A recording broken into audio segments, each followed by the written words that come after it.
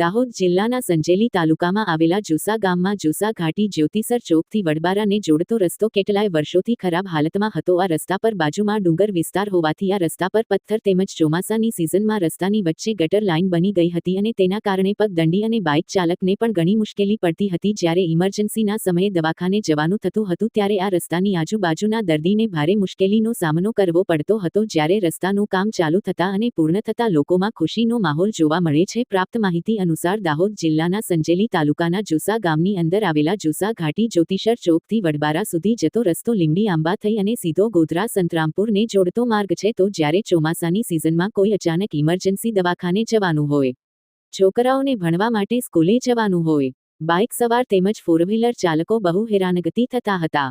કેટલાય વર્ષોથી ઘણા સરપંચો આવ્યા અને ગયા રજૂઆત કરવા છતાં આ રસ્તાનું કામ કોઈ હાથ પર લેતું ન હતું કે પછી આ રસ્તાની કોઈ રજૂઆત કરાતા ન હતા કે ત્યાં કોઈ સાંભળવા વાળા ન હતા।